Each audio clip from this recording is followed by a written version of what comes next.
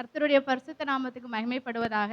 இன்றைக்கும் கூட இந்த சிலுவை தியான கூட்டத்தில் 7வது வார்த்தையை பேசும்படியாக கர்த்தர் கொடுத்த ஸ்லாக்கியத்துக்காக நான் நன்றி செலுத்துகிறேன். உற்சாகமா இருக்கீங்களா? உற்சாகமா இருக்கிறவங்க அல்லேலியா சொல்லலாமா? எல்லார் மூஞ்சியும் பார்த்தா தெரியுது, ரொம்ப சோர்வா இருக்கீங்க. என்னடா இது வருஷம் வருஷம் சிலுவை தியான கூட்டத்தில் 7 வார்த்தைகளை பேசுகிறாங்களே அப்படின்னு சொல்லி ரொம்ப சோர்வா இருக்கீங்க. கவலைப்படாதீங்க, ஒரு 10 நிமிஷத்தில் என்னோட உரையை சொல்லி முடிச்சிடுறேன். சரியா? வாசிக்கலாமா? லூக்கா எழுதின சுவிசேஷம் 23ஆம் அதிகாரம் 46ஆம் வசனம்.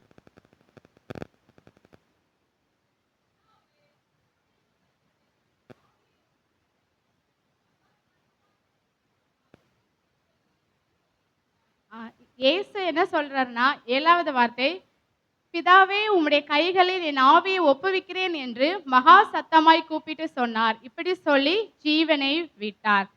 இப்போ நான் 7வது வார்த்தையை பேசும்படியா வந்திருக்கிறேன். இதுக்கு முன்னாடி 6 வார்த்தைகள் நம்ம இப்ப தியானிச்சோம், அப்படிதானே? முதல் வார்த்தை மன்னிப்பு, 2ஆம் வார்த்தை ரட்சிப்பு, 3ஆம் வார்த்தை பராமரிப்பு, 4ஆம் வார்த்தை 5ஆம் வார்த்தை அங்கலாய்ப்பு, 6ஆம் வார்த்தை முடிந்தது, 7ஆம் வார்த்தை தேவன் தன்னுடைய ஆவியை பிதாவின் கைகளில் ஒப்புவிக்கிறார். இதை பத்தி தான் நம்ம இப்ப தியானிக்க போகிறோம். ஃபர்ஸ்ட், மனுஷன் அப்படின்னா 3 விதமாய் பிரிக்கப்படுகிறான். மனுஷன் எப்படி ஏசப்பா உருவாக்குனாங்க? சரீரம், ஆத்துமா, ஆவி, அப்படிதானே? சரீரம் ஆதியாகமத்துல 3:19 என்ன சொல்லுகிறதுனா, நீ மண்ணா இருக்கிறாய், மண்ணுக்கு திரும்புவாய் அப்படின்னு வசனம் சொல்லுது. அப்போ அந்த சரீரத்துல ஏசப்பா எப்படி உருவாக்குனாங்க? மண்ணினால் நம்மள உருவாக்குனாங்க. ஸோ இந்த மண்ணினால் உருவாக்கப்பட்ட இந்த சரீரம் எங்க போகுது? நம்ம இறந்ததுக்கு அப்புறம் எங்க போகுது? மண்ணுக்கு திரும்புகிறது. அடுத்து ஆத்துமா. ஆத்துமா எங்கன்னா, நம்ம இந்த உலகத்துல வாழும்போது நம்ம செய்கிற கிரியைகளுக்கு தகுந்த மாதிரி நம்ம ஏசப்பாவோட பிள்ளைகளா நம்ம வாழ்ந்தோம்னா பரலோகத்துக்கு போவோம். அப்படி இல்லை அப்படிலாம் நரகத்துக்கு போவோம், அப்படிதானே? அதான் நம்ம நிறைய பேர் சொல்றோம், நம்ம எங்க போறோம்? ஆத்துமா ஆதாயம் பண்ண போறோம் சிஸ்டர், பிரதர், நாங்க ஆத்துமா ஆதாயம் பண்ண போறோம் அப்படின்னு சொல்றோம். 3ஆவதாக ஆவி. ஆவி பிரசங்கி 12ஆம் அதிகாரம் 7ஆம் வசனம்.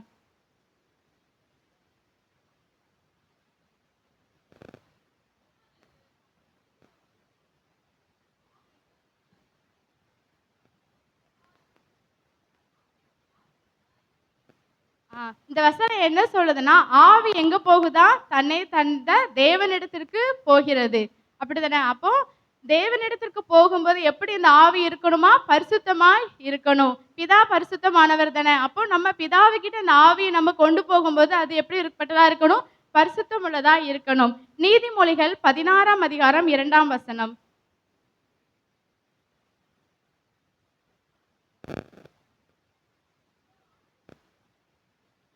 கர்த்தரோ ஆவிகளை நிறுத்து பார்க்கிற தேவனாய் இருக்கிறார். அப்போ ஏசப்பா இப்போ நம்மளுடைய ஆவியும் பிதாவினிடத்துக்கு போகும்போது எப்படிப்பட்டதா இருக்கணும்? பரிசுத்தம் உள்ளதா இருக்கணும்.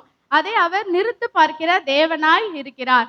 இப்போ கூட நம்ம என்ன சொல்றது, நம்ம ஆவியை நிறுத்து பார்க்கவும் நம்ம ஆவி எப்படிப்பட்டதா இருக்கும்? குற்றமுள்ளதா தான் இருக்கும், அப்படித்தானே? ஏசப்பாவே சொல்றாங்க, என்னை தவிர நீதிமான் ஒருவனும் இல்லை அப்படின்னு சொல்றாங்க.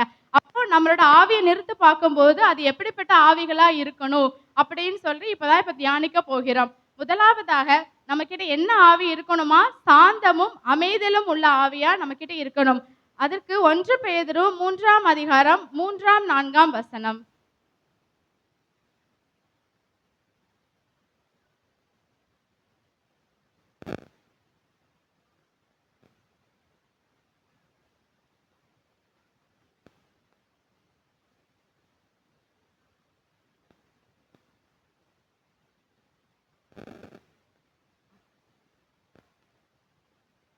இந்த வசனம் என்ன போட்டிருக்குன்னா, மயிரை பின்னி பொன் ஆபரணங்களை தரித்து, அப்படிங்கும்போது நம்ம வெளிப்படையா நமக்கு நல்ல நீட்டா மேக்கப் பண்ணி ட்ரெஸ் போட்டு அந்த அந்த அலங்கரிப்பு நமக்கு இருக்கக்கூடாது. சாந்தமும் மனத்தாழ்மையும் உள்ள ஆவிதான் நமக்கு இருக்கணும், அப்படிதானே? இப்போ பைபிள்ல பாத்தீங்கன்னா மோசே எவ்வளவு சாந்த குண மனுஷனா இருந்தார், அப்படிதானே? இந்த காலத்துல பாத்தீங்கன்னா ஒரு பிள்ளையை வளர்க்குறதுக்கே நம்மளால முடிய மாட்டேங்குது, அவ்வளோ எரிச்சல் வருது. எனக்கும் கூட 4 சகோதரிகள் எங்க வீட்டுல இருக்காங்க. எங்க அம்மாவுக்கு கிட்ட கேட்டதான் தெரியும், எங்க வீட்டுல 4 பேருக்கும் திருமணம் ஆயிடுச்சு, 4 பேர் இருக்கிறோம், 4 கணவன்மார்கள், பேர பேத்திகள் எல்லாம் ஒரு இடத்துல கூடும்போது எங்க அம்மா படுற பாடு எனக்கு தான் தெரியும், அப்படிதானே? அப்போ மோசே வனாந்திரத்துல ஜனங்கள் நடத்தி கொண்டு போகும்போது 6,00,000 புருஷர்கள் மட்டுமே 6,00,000 பேர் இருந்தாங்க. அவ்வளோ அந்த புருஷர்கள் மட்டும் 6,00,000 பேர் இருக்கும்போது அவரு சாந்தமும் மனத்தாழ்மையும் உள்ள மனுஷனாய் இருந்தாரு. அப்படிப்பட்ட சாந்தம் உள்ள மனுஷனையே ஜனங்கள் என்ன செஞ்சாங்க? கோபம் மூட்டுனாங்க. ஒரு ஒரு ஒரு ஒரு கட்டத்துல அவருக்கு மிகுந்த கோபம் உண்டாயிருச்சு. இப்போ நம்ம நெறைய பேர பார்க்குறோம். சிலவங்க சொல்லுவாங்க, "சிஸ்டர் அந்த பொண்ணு ரொம்ப சாந்தமா இருக்கும். நம்ம என்ன சொன்னாலும் கேட்பா. ரொம்ப ரொம்ப பொறுமையா இருப்பாங்க" அப்படின்னு அந்த சிஸ்டர் அவங்கள பத்தி நம்ம நற்சாட்சி சொல்றோம். ஆனா அவங்க கிட்ட கேட்டா தான் தெரியும். நீங்க பொறுமையா இருப்பீங்களா? அவங்க வெளிப்படையா அவங்க வந்து பொறுமையா இருப்பாங்க. ஆனா ஆவியில எப்படி இருப்பாங்க? ஒரு எரிச்சலின் ஆவியா இருப்பாங்க.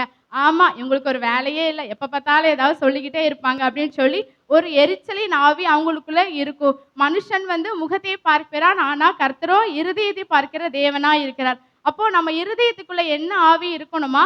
சாந்தமும் மனத்தாழ்மையும் உள்ள ஆவி ஏசப்பா நம்ம அதை எதிர்பார்க்கிறாரு.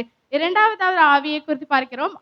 ஆவி ஆவியில் எளிமை உள்ளவர்கள். அதற்கு மத்தேயு 5ஆம் அதிகாரம் 3ஆம் வசனம்.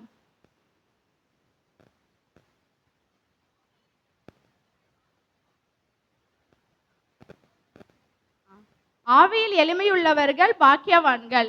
இந்த காலத்துல பார்த்தோம்னா, பாக்கியவான்கள்னா, இப்போ உள்ள காலகட்டத்துல யார சொல்லுவாங்கன்னா, நல்ல வசதி, வாய்ப்புகள் அந்த மாரி இருக்கிறவங்கள தான் பாக்கியவான்கள் சொல்லுவாங்க. அவளுக்கு என்ன? அவங்க நல்ல பெரிய வீடு இருக்கு அவங்க கிட்ட. அவங்க கிட்ட கார் இருக்குது. அவங்க கிட்ட பணம், பொருள் எல்லாமே வசதி வாய்ப்பா இருக்கிறாங்க. அதனால அவங்க பாக்கியவான்கள் அப்படின்னு இந்த காலத்துல சொல்லுவாங்க. ஆனா, கர்த்தருடைய வேதம் என்ன சொல்லுதுன்னா, ஆவியில் எளிமையுள்ளவர்கள் பாக்கியவான்கள் அப்படின்னு சொல்லுது.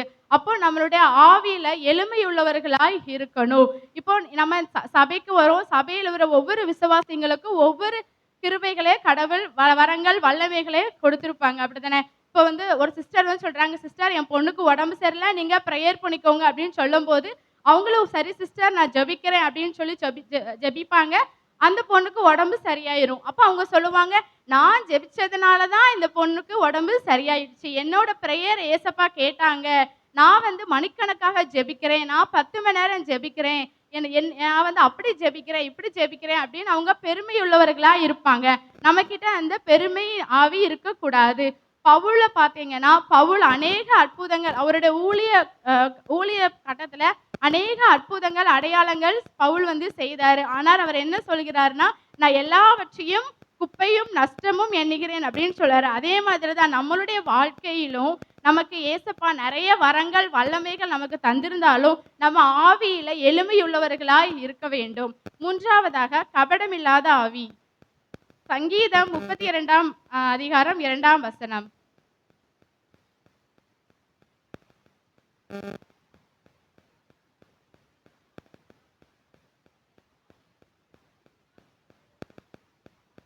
எவனுடைய அக்கிரமத்தை கர்த்தர் எண்ணாதிருக்கிறாரோ, எவனுடைய ஆவியில் கபடம் இல்லாதிருக்கிறதோ அவன் பாக்கியவான். இப்போ வேதத்துல கூட ஒரு வசனம் சொல்லுது, நீங்கள் சிறு பிள்ளைகளை போல் ஆகாவிட்டால் பரலோக ராஜ்யத்தில் பிரவேசிக்க மாட்டீர்கள். இப்போ சின்ன பிள்ளைங்க கிட்ட போய் பார்த்தோன்னு வச்சுக்கோங்களேன், அவன் கிட்ட கபடே இருக்காது. நம்ம அடிச்சுட்டு மறுபடியும் இந்த பிள்ளைங்களை கூப்பிட்டாலும் கபடமே இல்லாம அது வந்து நம்ம கிட்ட சேர்ந்துருவாங்க. அப்படிதானே? அதே மாதிரி நம்மளும் கபடம் இல்லாத ஆவிகளாய் நம்ம இருக்கணும். 4வது ஒரு ஆவியை குறித்து பார்க்கிறோம், ஜெப ஆவி. ஜெப ஆவியை பார்த்தீங்கன்னா, ஏசப்பா வந்து நமக்கு ஜெப ஆவியை கற்றுக் கொடுத்திருக்கிறார்.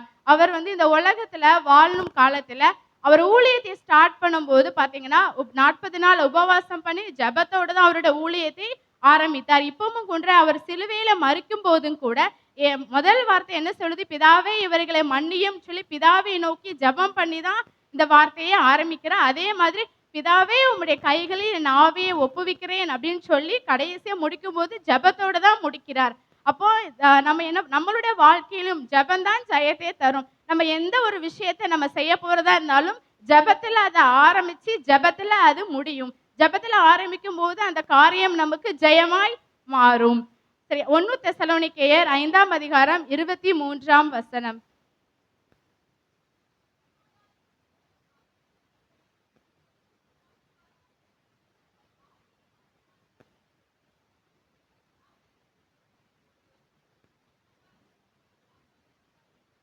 இந்த வசனத்துல என்ன சொல்லிருக்குன்னா, நம்முடைய சரீரம், ஆத்துமா, ஆவி இந்த 3 நம்ம தேவனிடத்துல அர்ப்பணிக்கிறவர்களாய் மாற வேண்டும்.